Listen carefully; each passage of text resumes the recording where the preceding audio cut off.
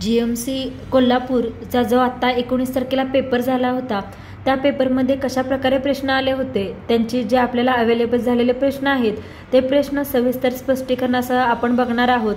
चला तर चालू करूया या पेपरमध्ये आलेले सर्व प्रश्न. पहिला प्रश्न बघूया. त्रिपुरा राज्याची राजधानी कोणती आहे?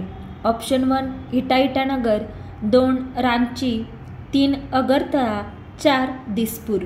तर याचा करेक्ट आन्सर आहे ऑप्शन नंबर 3 अगरतळा ही त्रिपुरा राज्याची राजधानी आहे.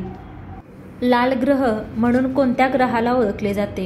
1 बुध, 2 मंगळ, 3 गुरु आणि 4 शनी. तर याचं बरोबर उत्तर आहे ऑप्शन नंबर 2 मंगळ या ग्रहाला लाल ग्रह म्हणून ओळखले जाते. जानेवारी 2025 मध्ये इस्रोचे नवीन अध्यक्ष म्हणून कोणाची नियुक्ती झाली आहे? 1 एस सोमनाथ, 2 व्ही नारायणन, 3 संजय कुमार आणि 4 सुरेश अगरवाल.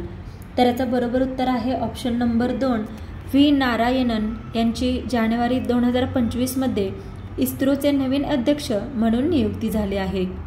पुढचा प्रश्न. सध्या किती भाषांना अभिजात भाषेचा दर्जा आहे? 1 15 भाषा, 2 11 भाषा, 3 10 भाषा आणि 4 5 भाषा. तर आपल्या भारत देशाने एकूण 11 भाषांना अभिजात भाषेचा दर्जा दिलेला आहे आणि या 11 भाषा कोणत्या आहेत ते पाहूया. भारताने एकूण 11 भाषांना अभिजात भाषेचा दर्जा दिलेला आहे. तर सर्वात पहिली तमिळ ही 2004 मध्ये पहिली अभिजात भाषा ठरली. तर या 11 अभिजात भाषा कोणत्या आहेत? तर तमिळ, संस्कृत, तेलुगू, कन्नड, मल्याळम, उडिया, मराठी, पाली, प्राकृत, आसामी आणि बंगाली या एकूण 11 भाषा या अभिजात भाषा ठरल्या आहेत. पुढचा प्रश्न बघूया. छत्रपती संभाजी महाराजांचा जन्म कधी झाला? 1 1560, 2 1632, 3 1657, 4 1605. तर हे सर्वांना उत्तर माहीत असायलाच पाहिजे. तर छत्रपती संभाजी महाराजांचा जन्म कधी झाला? तर 14 मे 1657 रोजी पुरंदर किल्ल्यावरती झाला. पुढचा प्रश्न बघूया. इन्कम टॅक्स रिटर्न करण्यासाठी जो फॉर्म असतो त्याचे नाव काय असते? ऑप्शन 1 ITR 1, 2 ITR 2, 3 ITR 3 आणि 4 ITR 4. तर याचा करेक्ट आन्सर आहे ऑप्शन 1 इन्कम टॅक्स रिटर्न करण्यासाठी जो फॉर्म असतो त्याचं नाव असतं ITR 1. हे इन्कम टॅक्स फॉर्म हे प्रत्येक व्यक्तीच्या इन्कमवरती डिपेंड असतं आणि त्याचं नाव आहे ITR 1.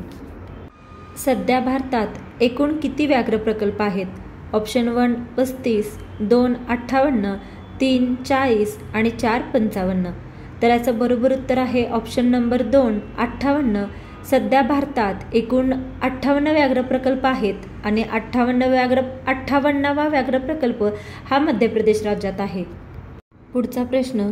सुकन्या समृद्धी योजनेसाठी मुलीची कमाल वयोमर्यादा किती वर्ष आहे? 1 15 वर्ष, 2 10 वर्ष, 3 18 वर्ष आणि 4 8 वर्ष. तर याचा करेक्ट आन्सर आहे 10 वर्ष. सुकन्या समृद्धी योजनेसाठी मुलीची कमाल वयोमर्यादा ही 10 वर्षापेक्षा कमी पाहिजे.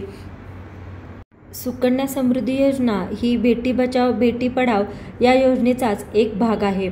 या सुकन्या समृद्धी योजनेद्वारे कोणत्याही मुलीचे गुंतवणूक खाते हे तिच्या पालकाद्वारे काढले जाते, जे मुलीच्या 18 वर्षापर्यंत किंवा 21 वर्षापर्यंत म्हणजेच तिच्या लग्नापर्यंत चालवले जाते. पुढचा प्रश्न बघूया. भारत देशाला कोणत्या देशाची सीमा लागू नाही? 1 बांगलादेश, 2 पाकिस्तान, 3 जपान आणि 4 चीन. तर याचा करेक्ट आन्सर आहे ऑप्शन नंबर 3 आपल्या भारत देशाला पाकिस्तानची सीमा लागू आहे, बांगलादेशची आहे, चीन देशाची देखील सीमा लागू आहे, पण जपान या देशाची सीमा लागू नाही. म्हणून याचं करेक्ट आन्सर काय आहे? तर ऑप्शन नंबर 3. पुढचा प्रश्न बघूया. जागतिक आरोग्य दिन कधी असतो? 1 22 मार्च, 2 1 एप्रिल, 3 7 एप्रिल, 4 1 मार्च. तर याचा करेक्ट आन्सर आहे ऑप्शन नंबर 3 जागतिक आरोग्य दिन हा 7 एप्रिलला असतो. पुढचा प्रश्न बघूयात. बँकिंग सुधारणेचे जनक कोणास म्हणतात? 1 Lord Ripon, 2 doctor Babasaheb Ambedkar, 3 M Narasimham, 4 Mahalanobis. याचा करेक्ट आन्सर आहे ऑप्शन नंबर 3 बँकिंग सुधारणेचे जनक हे एम. नरसिंहम यांना म्हणलं जातं.